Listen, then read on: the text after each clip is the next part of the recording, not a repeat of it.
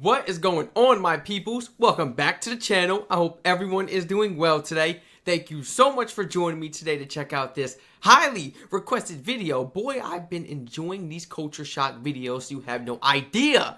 I'm trying to get deeper, man. I'm trying to learn more about what it's like to be an Australian, you know, living in the down under, man. I don't know what you guys go through on a day-to-day basis.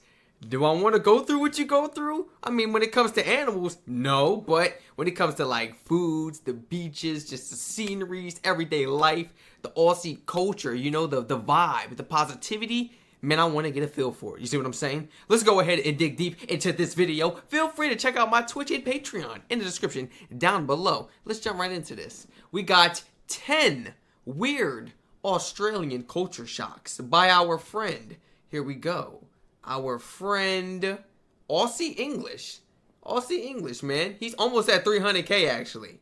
This man is almost at 300k. Get him to 300k right away. What's going on, guys? I'm Pete from Aussie English. Welcome to this episode today where I'm going to be talking about culture shock in Australia. Let's get into it. Oh boy. Hopefully it's stuff, you know, that I've never really heard before about Australia. I feel like Alright, so I was recently chatting to my wife, trying to come up with a list of things that she had culture shock with when she came to Australia. So if you don't know, my wife is originally from Brazil. Hey Hakel, if you're watching. And so she came to Australia, and obviously Brazil is a different country, different culture. When she got to Australia, there were a bunch of different things that she found strange. Cultural aspects of Australian life that she found different, weird, strange. So I made a list, and now let's go through 10 of those things, okay? And let me know in the comments below if you found them weird as well. For sure, right. for sure. Number 1. Cars are incredibly cheap. Whoa. This is number 1? This is what we starting off at? Is he going by like the best to the worst, or like, what is he going by? If cheap cars is number 1, what you think number 10 is going to be? Bro, oh my gosh, cheap cars? How much the cars is out there in Australia? I talk about for a simple 4-door sedan. Yeah, 4-door sedan, maybe a little coupe, just a little Honda or something. How much? Because out here, they taxing. They taxing, bro. Yo, they are taxing us out here. It's ridiculous. Second-hand in Australia. So cars in Australia are actually really expensive when they're new, at least as far as I know, comparatively speaking, especially if you get into luxury cars like European luxury cars like Mercedes, BMW, and Audi. In Australia, we used to have the Ford and Holden manufacturers here building the cars in Australia. They no longer do that. When they did that though, the government put tax on any cars that were luxury cars more than $60,000. And so you'll find that a lot of these cars... That makes sense. I mean, what'd they say? Tax the rich more, right? Right? I mean, hey, if you got money to go ahead and get your German engineering and stuff like that, you gotta pay a little bit more, man. It's only fair to the game. Cars from overseas that are luxury cars, especially those from Europe, will be very expensive compared to other places in the world. Oh, yeah. She also found that second-hand cars were incredibly cheap. In Brazil, cars, whether new or second-hand, are apparently much more expensive, relatively speaking, than they are here. For instance, when I bought my second-hand Ford Falcon that I got recently, I recently gave it away though, but when I bought that second-hand, it was about 12 years old and it cost me $3,000. When I bought my first Holden wagon, again, it was about 18 years old and it cost me $2,500. So it wasn't very much at all. So there you go. In Australia, cars, if that's a steal. Do you know how many people I know right now that is, here you go, here. See that give you that type of money right now for a good working car? You got tints on it too, bro? I mean, you got tints on it too? Come on. A second-hand can be incredibly cheap. Number 2. Yeah, word. Cuts. Like I said, German engineering, we're going to tax the rich people more. That's how it is, you know? Of meat. This is one that totally caught me by surprise. I had never thought about this, but the cuts of meat in Australia are very different from how they are in Brazil. One example was when I was looking up how to do Brazilian barbecues in Australia. I wanted to buy some meat and I wanted to try and do them authentically Brazil style, churrasco. I tried to get the cut of meat for picanha. Picanha is a style of Brazilian barbecue where they buy the rump part of the beef, like from the bull, right? And they put salt on it, there's fat on the beef, and they do it on a barbecue. I tried to go and get this, and I couldn't find it anywhere. I couldn't find the picanha cut of meat at any different butchers that I went to. So I had to specifically ask them to get the entire part of the cow that they normally chop up into different cuts and remove that part for me to then use. Because actually for them, they would chop it up and use it as porterhouse steaks, which were cut through that slice of meat usually, like this, as opposed to taking out the whole section, the rump section, and using that instead. So I had no idea that the cuts of meat in Australia are very different from those in Brazil. And if you want to get the certain cuts of meat that you want to use from other cultures, other countries, you might have to go and specifically ask a butcher to cut them for you. Yeah. Number 3. It doesn't hurt asking. So I'm glad he did that. You know, of course, me being me, I don't want to be the one to ask the butcher, hey, you got any rump and such you could cut out for me, man? Yeah, well, come on, bro. Like, what's up? We got stuff for the display. We got stuff for you ready. You see what I'm saying? It's not easy to just go back there and cut it up real quick. Like, all right, man. I got to put the arm grease in. Like, yeah. So I wouldn't really ask. But, I mean, if you're comfortable, if you're a local and, you know, the butcher knows you, once you get comfortable for some time to ask them, then cool, go ahead. You get away with it. For sure, for sure. But as a tourist, hey, tourist, don't. I wouldn't do it. I wouldn't do it. Toilet paper.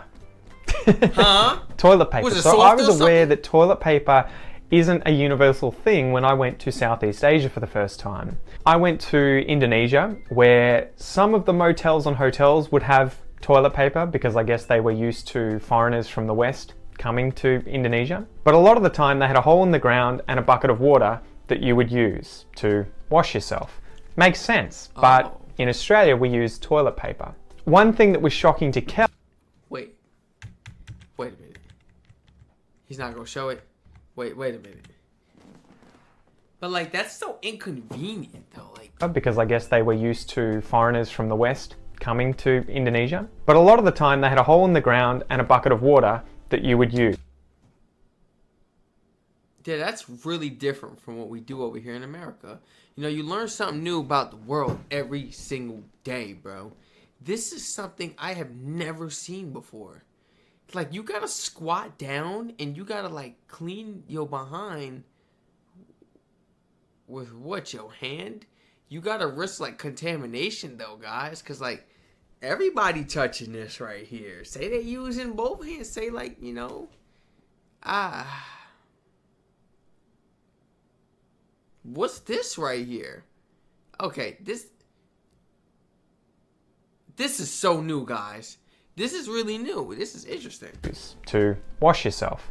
Makes sense, but in Australia we use toilet paper. One thing that was shocking to Kel was the fact that in Australia you can flush toilet paper down the toilet, because in Brazil the sewer system isn't set up to be able to handle flushing of toilet paper, so instead of flushing it you have to put it in a bin next to the toilet and empty that every day.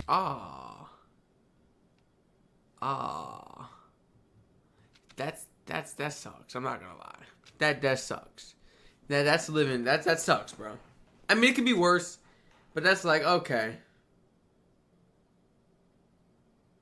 We really do things differently, guys, around the world. I'm really learning about how other countries do this too. I don't know about the other countries he was talking about, Indonesia, Brazil. Like, this is like, bro. I'm learning about Australia and Indonesia and what's it called? Brazil right now. This is crazy, bro. Like, I love my life. I love reacting to videos. So there you go. Toilet paper was one of those strange things in Australia that you can flush down the toilet.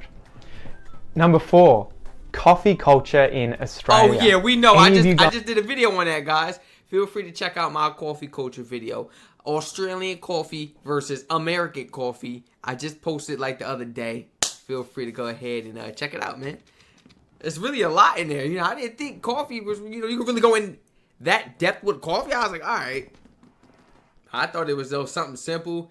People in the comments breaking down things to me. Yeah, if they don't use the hot water with the filter, if you don't hear the steaming with the with the noise and stuff, it ain't real coffee. People put me on game, and that's these places bogus. Cause I got to the Wawa, I got to little places, you know, little gas stations that they got little Mickey D's coffees and Dunkin' Donuts, Starbucks coffees in there and stuff. Cool, but I've never seen steam or heard beep. No. Only home downstairs I hear that. So you guys really put me on. That's fake coffee. That's fake coffee. Same with Dunkin' Donuts. Same with Starburst. I said Starburst. See, I got that Starburst on my mind. I was going to buy that last night at the store, too. That's crazy. It's because I didn't get it. Then stay with the Starbucks. You never hear the let me stop doing that. You will never hear it, though. You don't hear it. It's fake coffee. It's bogus. Guys who have come to Australia and spent a significant amount of time in some of the big cities in particular, like Sydney and Melbourne, will know that we are mental. We are crazy about our coffee. We take that stuff seriously. There are probably hundreds of cafes in the CBDs of Sydney and Melbourne alone. The quality of the beans that are used, the variety of different coffees that you can get, and the artisanry that is used, the skill with which people are trained up to make the coffee is pretty much as good as it ever gets anywhere in the world. Okay. At least I'm told, right? I used to work in a cafe, and that was one of the things they prided themselves most on, the quality of their coffee. That's what's up. So it may be a shock when you come to Australia that the coffee is very, very good. Not everywhere, but in a lot of places. Probably not very good if you go to Starbucks, because that's American style, and Americans, they have their own way of doing coffee. Did I just say that? What did I say? Didn't I just say that? Number 5. Didn't I just say that? Yeah, that the coffee is very, very good. Not everywhere, but in a lot of places. Probably not very good if you go to Starbucks, because that's American style, and Americans, they have their own way of doing coffee. The fake way, the bogus way, the fool way, man. Come on, yo. All my British people watching this right now, you from the UK, born and bred, or if you live there right now, the same way y'all feel about the coffee. I mean, not the coffee. The same way y'all feel about y'all tea is how Australians feel about their coffee. Straight up. So now you get it. Yeah. All my people watching from different countries, what is something that your country truly takes pride in? Like, yo, when you go there, you need to try this, like a specific thing. Same how your country takes pride in it, same with Australia, man. Just so everybody gets a feel, you know, same for my Americans, you know? Something that America takes pride in. You got to try it when you come out here. Straight up. Number 5. Everybody be on track. Barbecues at camping grounds and at public the barbecues beach. is lit. So again, I grew up in Australia. Last time I did a public barbecue, last time I did a public barbecue was upstate at the prison facility. I used to go there on the weekends for the visit, the showroom, and outside they had like the outside barbecues, and like the kids, like whoever came and visit with their kids, they could play. We could do this and that while like, you know, the parents and like, you know, either spouses or they hanging out with their brothers or whatever, they hang out with the inmates. It's like, you know, it's a little free family time, you know. And that just goes to show, guys, that, you know, these people didn't really do nothing that crazy. They just made some mistakes in life and got caught up. Because if they did something that crazy, ain't no visits. You know, it was like conjugal visits, guys, and stuff. Like, yeah. Like, I was literally living with my pops on the weekends. Like, every other weekend, I was staying with him upstate in a trailer, me and my mom. But, like, inside of a prison. Like, inside of a prison facility. Inmates and everything here, like a real prison. Yeah. And it was only, like, three of them. Like, and it was crazy, bro. Like, thinking about it now, getting to do that was such a privilege. But, I used to go camping all the time, several times a year with my parents. We would go to Places in the bush, you know, forests, national parks, places like Wilson's Promontory in Victoria. Every time you go to those places, there tend to be places where you can barbecue food, you can cook food. I gotta do this. Quite often they have gas, you might have to put some money in there to be able to use the gas. Maybe you have to bring your own fuel for the barbecue, you know, there might be some places, campsites where you have to make the fire yourself, but pretty much every campsite you go to will have some kind of barbecue for you to cook food. And it's the same for a lot of beaches that have tourist spots where people come in large numbers and they want to have food. So there's barbecues everywhere. That's a flex. This was something that Kel found really strange, and it wasn't the cultural norm in Brazil for you to go to camping grounds or to beaches and find places to just barbecue your own food. If you wanted to do that, you'd have to bring your own. Facts, BYO facts. Barbie. In Australia, you don't have to. Yeah, I wanna do this again. I wanna do this again. Like I said last time we did it was up in that facility. And I was a baby. I didn't actually get to do the barbecuing. I just, you know, I just had the opportunity to eat it. That was it. Yeah. Number 6, and this is one that Brazilians always tell me whenever I meet them. Our second-hand culture in Australia is different from Brazil, probably elsewhere in the world as well. So what happens if I have a couch in my house that I don't want anymore? I don't just throw it out. I don't just give it away to friends, although, you know, you could do that if you wanted. Quite often what will be done is it'll be taken outside, put on the nature strip with some cardboard that says free. And so people know that if they see junk or chairs, TVs, furniture, all that sort of stuff, if they see that in the nature strip out the front of someone's house, they know that it's free. Someone can take that. Right. That it's free to a good home, that anyone can come and pick that up and take it home. And we do that all the time. A lot of the stuff that we have in our house is either bought secondhand online through places like Gumtree or Facebook, or we've seen it on the side of the road and thought, we don't want to waste that, we want to use it, so let's just bring it home and use it. So that's something you'll notice in Australia quite a lot. When you drive around the streets, there'll be furniture on nature strips. Yeah, my pop's seen a desk and a chair walking to the park. It's about 2 miles away, the park. He carried it, both the desk and the table, on his head like this all the way home 2 miles. That's a beast. That's that prison workout stuff. You see what I'm talking about? They built different, bro. There'll be secondhand stuff and it's free to be picked up. Built different. Number 7, drinking water from the tap. This was another one that shocked me quite a lot because it's something I take for granted, that the water in our water system that gets brought to our houses is drinkable. You can drink the water out of the shower, when you're having a bath, you can drink any of the water that comes out of the pipes in your house, generally, right? Should be all good. That is not the case elsewhere in the world. Quite often when I was traveling in Southeast Asia, that would definitely not be something that foreigners like me should do, because we would quite often end up with sickness, end up on the toilet, riding the porcelain throne for quite a few days with a digestive illness. In Australia, it tends to be fine. We put chlorine in the water to kill everything. There's fluoride in there too for your teeth. So that was something that really shocked me. Elsewhere in the world, you may not be able to drink out of the taps. I know that in Brazil, they quite often have purifiers for their water right next to their sinks in their kitchens. In Australia, you won't see those things. There may be purifiers on the taps themselves, or people may have some kind of equipment in the fridge, you know, a jug that purifies the water. But generally, anywhere in Australia that has flowing water that comes out of taps, it's fine to drink, unless it says otherwise. Okay. Number Good to 8, know. and I'm totally guilty of this, leaving things unlocked. Oh no! So we leave- Did you leave things unlocked? You don't be one of those people now. Don't leave your front door unlocked out here in the U.S. because somebody gonna creep in. Depending on where you live, the area I live in, suburban is suburban. Man, I'll talk about I could leave the garage open overnight. Ain't nobody walking up in here. In Ocean Grove, which is a seaside town down the coast. I'll talk about a Lamborghini, a Bugatti. What's your favorite car? In my garage, in my driveway, open, front door open too, wide open, late night. Ain't nobody coming in. As a matter of fact, the people, they might shut it. They might be concerned. Is everything okay? For real. About an hour and a half away from Melbourne.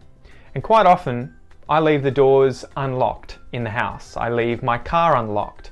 It tends to be a very safe place. There's very little robbery, there's very little criminality taking place in Ocean Grove. Most places in Australia tend to be pretty safe, and you won't see things like massive locks on doors, grills protecting windows and doors, and people leaving their cars and their houses unlocked. Don't get me wrong, I definitely lock it from time to time when I'm going away or I'm going out for a long period of time and no one's at home. But this was something that my wife Kel from Brazil found very strange, that you would just leave doors open, or, you know... It's a different world in Brazil. She made it out. That's all I'm saying. Oh yeah. She would go to bed and have her. the gauze doors shut at night, which could just be opened to let air in. She would find that very strange that they would not be locked. And also that you wouldn't lock your car. Oh, you Number gotta lock 9. the car. Oh no, Walking no, the street. Lock the car. No, say you got one of those foreigns. What you gonna do? You wake up and somebody went home in your foreign. I'm talking about yo BMW, Mercedes, you name it, and doors open, or yeah, they don't even gotta bust the windows or nothing. Doors open and everything, and they went all through your stuff, and your vehicle was damaged, or better yet, they hotwired it and they took it. Then what?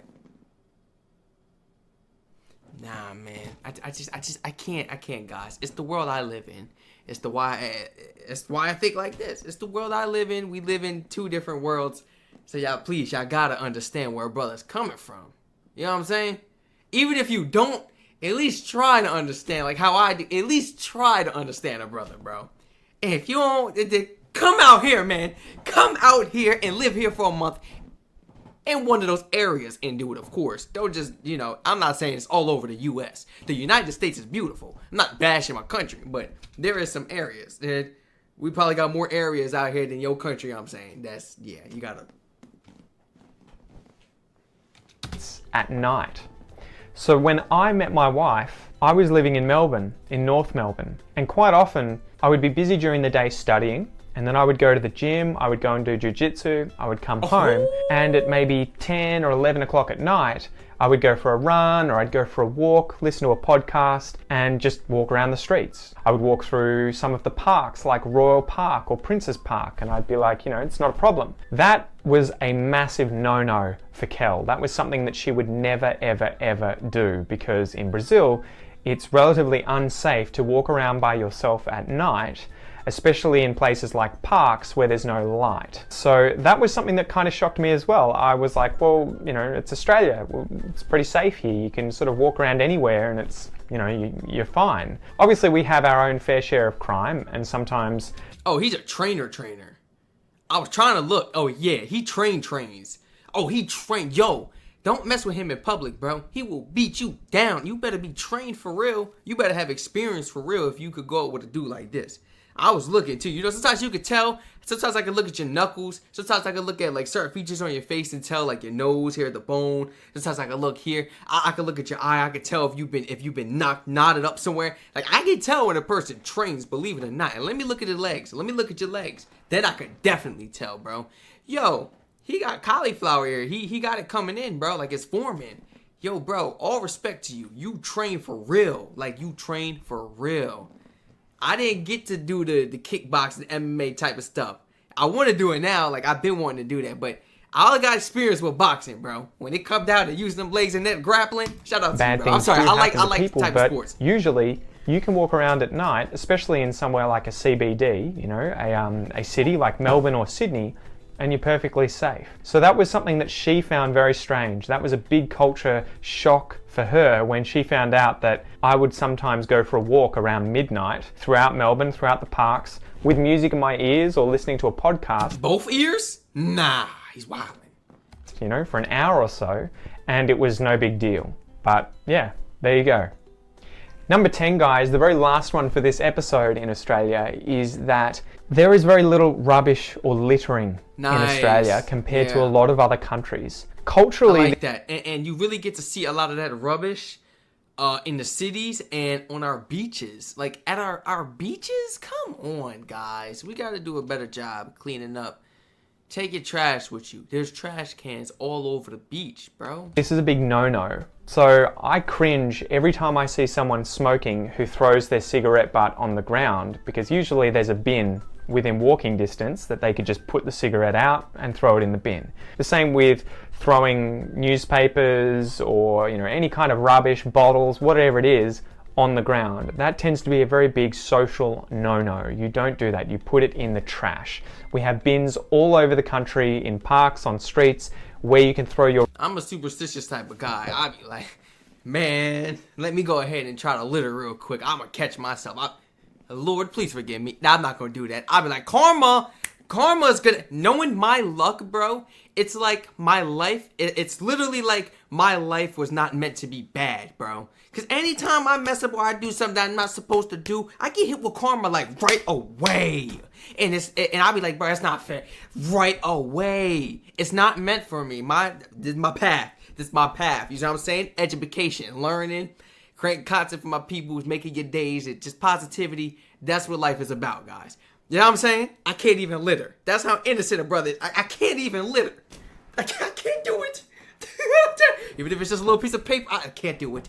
I can't, bro. I keep it in the car. I put it in the bag. I put it in my pocket. I throw it out at home or something where I get to the next destination. That's me. That's how I am. I don't remember the last time I even spit on the ground. You think I'm joking? I don't remember the last time I spit on the ground. I'm being serious, bro. That's pride. I'm being serious, bro. When the last time I did that? So in Australia, littering, it occurs. People definitely litter.